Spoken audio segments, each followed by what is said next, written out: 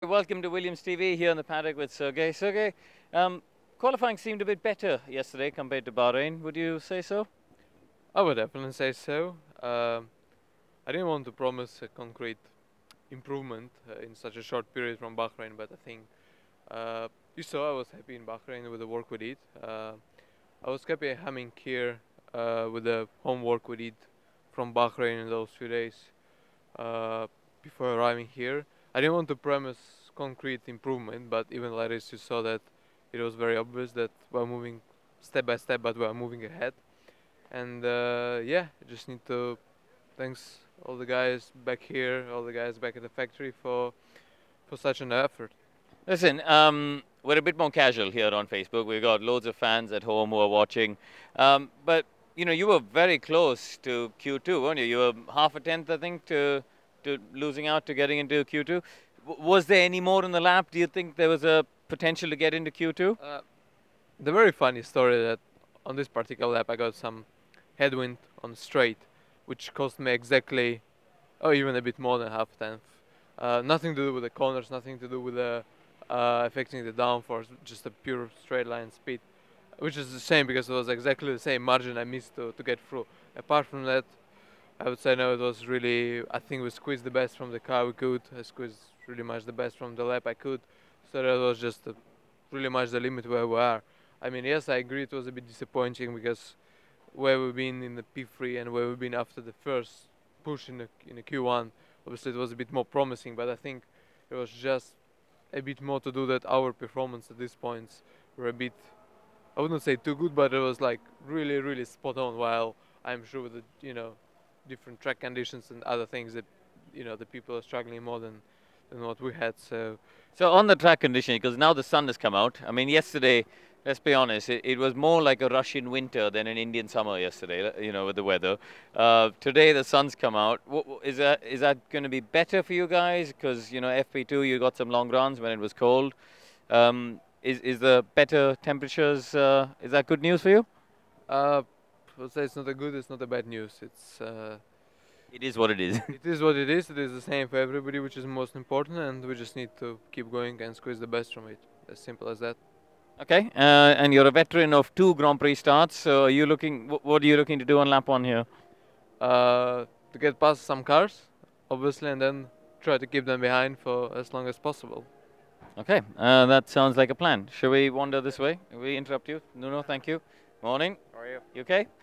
Right. Are you happier now that the sun's come out? Well, yeah. I mean, it's always nice to race, on a sunny day. But yeah, I mean, we'll see where that takes us. You don't sound happier, but you know, the gap in qualifying yesterday. Sergey was talking about. He felt is better than what it was in Bahrain. What was your feeling like? You know, is there have we made a bit of a step?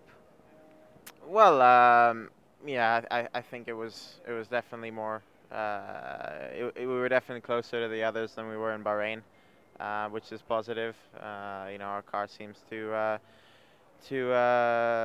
be better on the ultra soft tire, which is what we saw in Australia. I managed to get into Q2 there, but we needed another step to comfortably get into Q2 and to fight to get into Q3. I mean, looking where we were 12 months ago, we were easily getting into Q3 here. Second Grand Prix, and I remember getting into Q3. That was a mega lap. I remember that. Yeah, it was very good. Yeah, but not really. I mean, it was a good lap, but I remember we had margin to get in, and we want to get back to where we were then. So. So how do you compare that? Because obviously you drove the car, so you know the feeling that you had. How are you communicating that with the guys? Because ultimately you're the only one who was here to feel that from last year. Yeah, I mean, unfortunately, there's not so much we can do, and during the weekend, the car is the car, and there's a certain window that it operates in, and last year was a very different car, so it suited some tracks better than others. This year we'll go to certain tracks, and this car will be better. Like in Australia, we were definitely better this year than we were last year.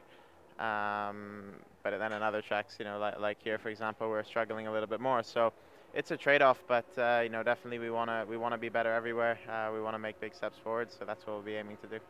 So we're a little bit to go to the Grand Prix. You've finished your morning briefings and stuff, so now it's just getting. I suppose you got to go to the drivers' parade, all the media stuff. And after this, are you looking forward to having a week off? Because it's been an intense couple of weeks, hasn't it? For sure, I'm first looking forward to the Grand Prix, see what we can do. Hopefully another good start, like what we had in Bahrain, gain a few positions, and yeah, I mean it's going to be challenging. We know that the others are pretty good in the race compared to us so far this year, but doesn't change anything. I'll be giving it my all, and hopefully we'll be able to do something. All right, well, good luck with that. I'll leave you to it. Should we wander out into the paddock, Jack? Because this is it's an impressive paddock here at the Shanghai International Circuit. It's humongous. It is absolutely huge. You see the vast expanse all across here. You see Alain Prost to my left, 1993 world champion with Williams, of course. He seems very busy in his phone. Should we go talk to him? You know, he's very busy texting on your phone. Alain. Morning. We're on Facebook Live. Yeah. Are you, we're just saying, 93 world champion with Williams, of course. You're working with Renault now. You guys have had a great day. I mean, what's it like being here on the other side, not driving? Have you got used to the team boss job? You've been doing it at Formula E, of course. Yeah, no, it's a long time that I've stopped, and there's a time for everything. So I really don't think very much about the time I was driving. I mean, sometimes, I have some souvenir. Very often, people making comparison with, 4 times world champion like Lewis and Sebastien. So you remember a few things, but it's another life, and I like it. It's give me also more free time if I want, and but it's quite good. It's especially where we are, because we are a team where we making progression. So it's the challenge is there, and we know it's difficult. And what you have done, like myself, knowing what it is to become a top team, you know how difficult it is. It is a very exciting challenge, because it's in a way it's so difficult, almost impossible today. When you see the level of Ferrari and Mercedes, that is really exciting. Listen, we at Williams Heritage, we're building a 1993 FW15C. So if we get it running, do you want to come and have a go? I mean, yeah, why not? But it's a very complex car also. It's quite small. It's built for you. Yeah, for me it's okay. I did not change my weight, and no, the car, we know that we had some project to drive a few years ago.